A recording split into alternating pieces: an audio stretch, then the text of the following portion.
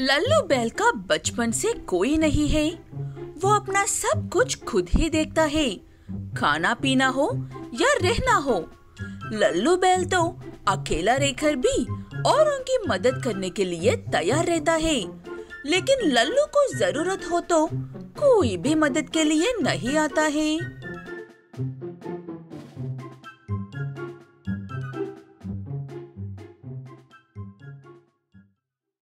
मस्तानी काका, कहाँ जा रहे हो? मुझे आपसे कुछ कहना था। हाँ हाँ, पता है तुम क्या कहना चाहता है। तुझे आज भी काम नहीं मिला होगा, इसीलिए एक वक्त का खाने के बारे में पूछने वाला है।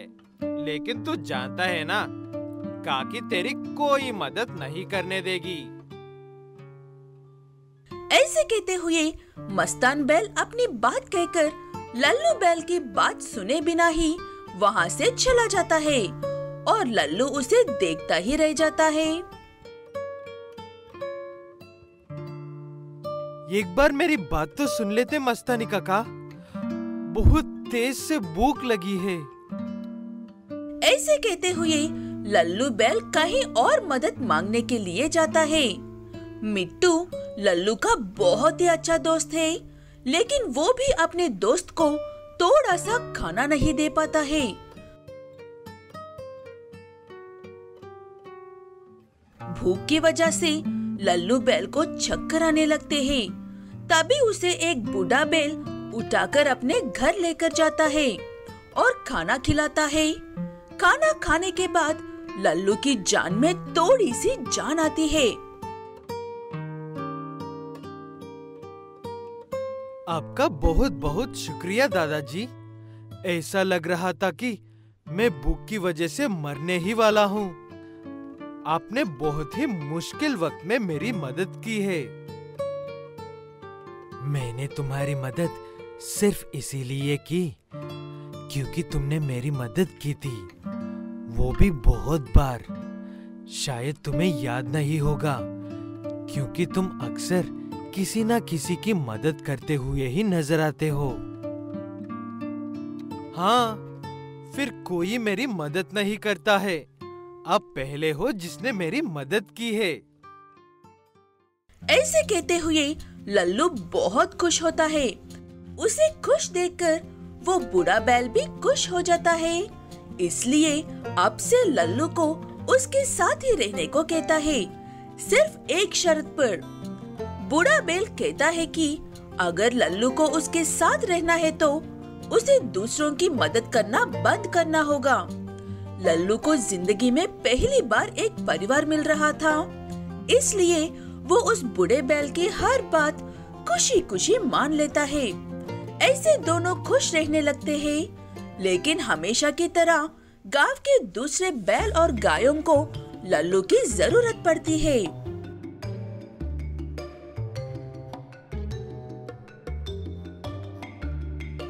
अरे लल्लू, कहाँ जा रहे हो? मुझे तुम्हारी मदद की जरूरत थी। कुछ देर मेरे साथ चलोगे? नहीं आ सकता हूँ मस्तानी काका। मेरे दादाजी ने किसी को भी मदद करने से मना किया है। अब किसी और से मदद मांगकर देखो। ऐसे कहते हुए लल्लू बैल आगे बढ़ जाता है। इसने मेरी मदद करने से इनकार कर दिया है। और ये दादा कौन है? ऐसे हैरान होते हुए मस्तान बैल भी वहाँ से चला जाता है।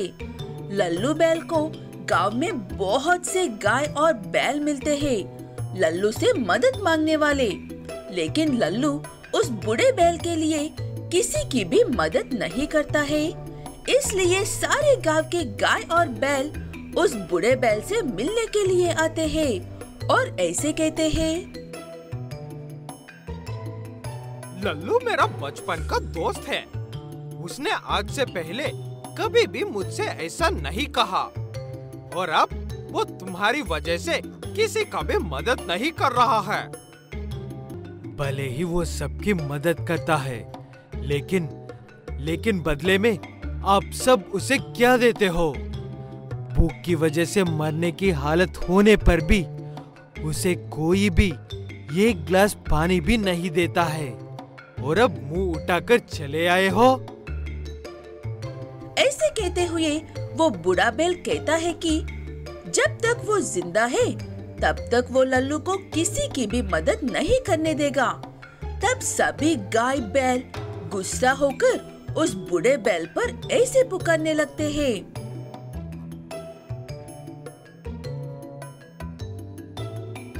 चुपचाप उसे हमारी मदद करने दो। इस उम्र में तुम्हारे लिए हमसे बहस करना अच्छा नहीं होगा। बस बहुत हुआ, अब आप सब यहाँ से चले जाइए। मैं आप लोगों की मदद करूँगा, लेकिन बदले में आप सबको भी मेरी मदद करनी होगी। उसके बाद से लल्लू कभी भी भूखा नहीं रहता है। अम्बा बैल की एक बहुत बुरी आदत है। उसके सामने से जाने वाले बैल नजर आने पर अम्बा बैल उनकी पूंछ को अपने दांतों में दबाकर काटता है। क्या करूं, कैसे करूं, कुछ भी समझ में नहीं आ रहा है। ऊपर से ये दांतों की खुजली बढ़ती जा रही है। किसी न किसी को पूंछ को काटना है अब मुझे। ऐसे कहते हुए अम्बा बैल बाजार में धीरे धीरे चलता है। कहीं कोई गाय या बैल व्यस्त नजर आए तो उसकी पूंछ काटकर पीछे से ही भागने के लिए, लेकिन उसे देखते ही सभी गायें और बैल रास्ते से हट जाते हैं।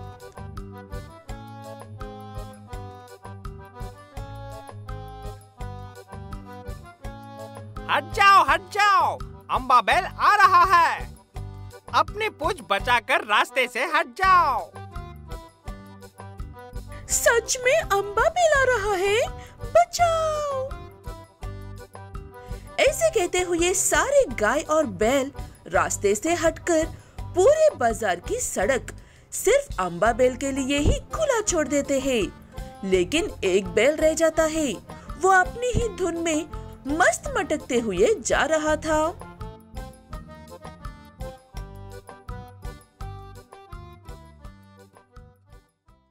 अरे वाह, ये तो मेरे लिए दावत है। क्या मटकते हुए चल रहा है। ऐसे कहते हुए भागकर जाकर अम्बा बैल उस बैल की पूंछ काटकर भाग जाता है और बैल ऐसे रोने लगता है। मम्मी, कौन है वहाँ? किसने काटी मेरी पूंछ? आए, मैं लुट गया रे। ऐसे वो बेचारा बैल बाजार में गिरते पड़ते भागता हुआ वहाँ से चला जाता है। उसे देखकर बाकी के गाय और बैल यूं ही डर जाते हैं। इस अम्बा का कुछ न कुछ करना ही होगा। ऐसे ही चलता रहा तो हमें हमारे ही गांव में डरते हुए जीने की आदत डाल लेनी पड़ेगी। भाई साहब सही कह रहे हैं, हमें उसका कुछ न कुछ करना ही होगा। उसके लिए ज्यादा कुछ करने की जरूरत नहीं है। बस एक बार अम्बा बैल को इस गांव के सबसे ताकतवर बैल सिम्बा के पास लेकर जाना होगा। उसके बाद जो भी करना होगा वो सिम्बा बैल कर लेगा। ऐसे कहते हुए सभी लोग मिलकर पूरी प्लानिंग के साथ अम्बा के सामने सिम्बा बैल को खड़ा कर देता है।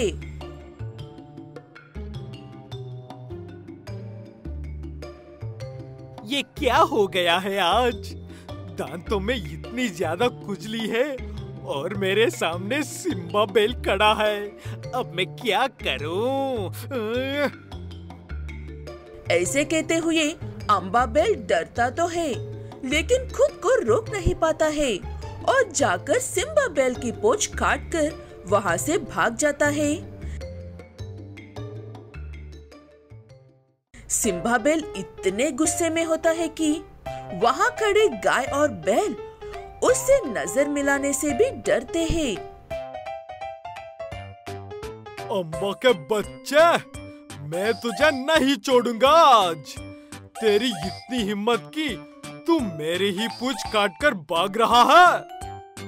ऐसे कहते हुए सिम्बा बेल अम्बा बेल को गांव की हर गली में ढूंढता है। गांव के दूसरे गाय और बैल जानबूझकर सिम्बा बेल और अम्बा बेल को अलग अलग रास्ते में भेजते रहते हैं। अम्बा का डर जल्दी से खत्म नहीं होना चाहिए, इसलिए सिम्बा भाई, अम्बा भाई इस तरफ से गया था, आप गलत दिशा में भाग रहे हो। ऐसे कुछ देर तक दोनों को कंफ्यूज करने के बाद गांव वाले ही सिम्बा और अम्बा को एक दूसरे के सामने लेकर आते हैं।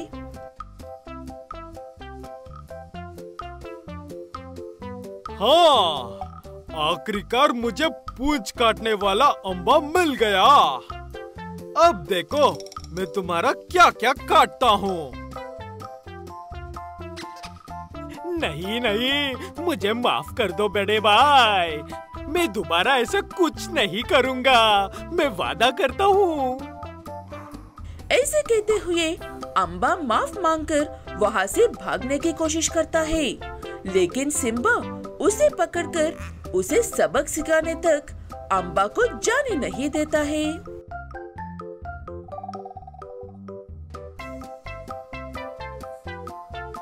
मम्मी, मैं फिर कभी भी किसी को पूंछ नहीं काटूंगा।